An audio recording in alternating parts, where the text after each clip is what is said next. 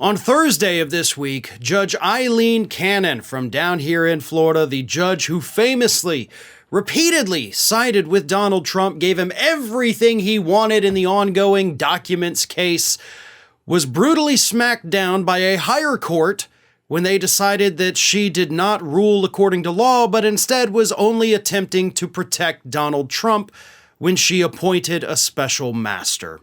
Which, of course, means Special Master Judge Ray Dearie, your services are no longer needed.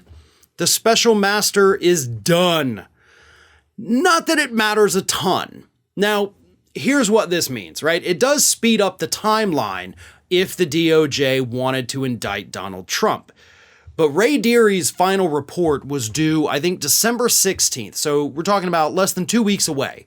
He was going to have to submit his final report and basically say, these documents are privileged, these are not, blah, blah, blah, here's the stuff. Now, at that point, and this is where things would have been held up a little bit, as I explained earlier this week, Trump could appeal it, right? They could go through his legal team and appeal each and every document that was or was not listed as privilege. That could be tied up in courts for months. Without that, that takes all that time away. I mean, technically, at this point, right now, due to the ruling on Thursday, if Jack Smith, the special prosecutor, wanted to come down and say, hey, cool, I'm ready for indictments today, he could do it. Now, he's not going to do it.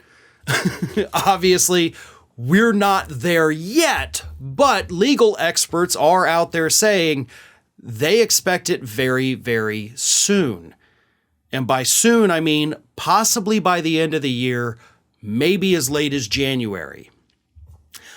I think, personally, that's being a little too optimistic. First of all, it's probably a little too optimistic to even assume that indictments are coming, right?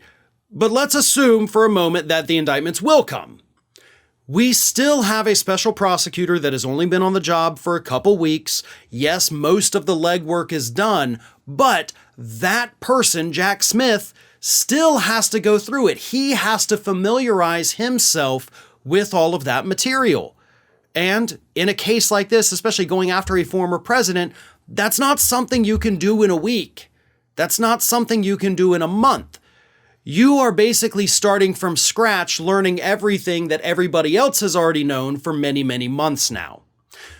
Obviously, he also has other lawyers working for him that have been on this since the beginning, so they should be able to get him up to speed relatively quickly.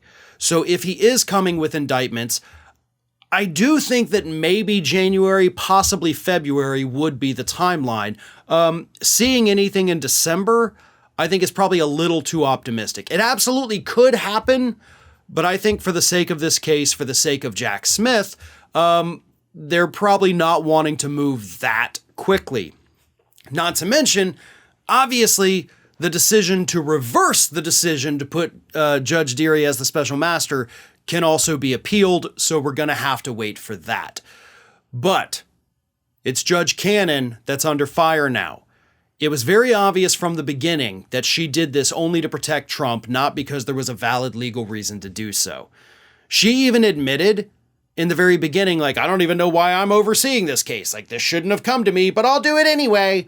So there was a lot of what I would classify as judicial misconduct from the beginning. So now the calls for impeaching Judge Cannon are starting to increase.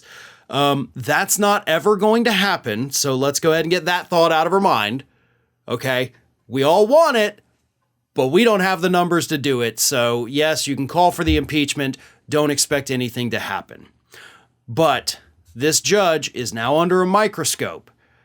And in the future, because she has a lifetime appointment, if Democrats do get the numbers, impeaching her ought to be number one on that list of priorities. Maybe number two, because I think you want to get rid of Clarence Thomas first. He's a little more conflicted than Judge Cannon, but she's a close second. Hey everyone, this is Aspen.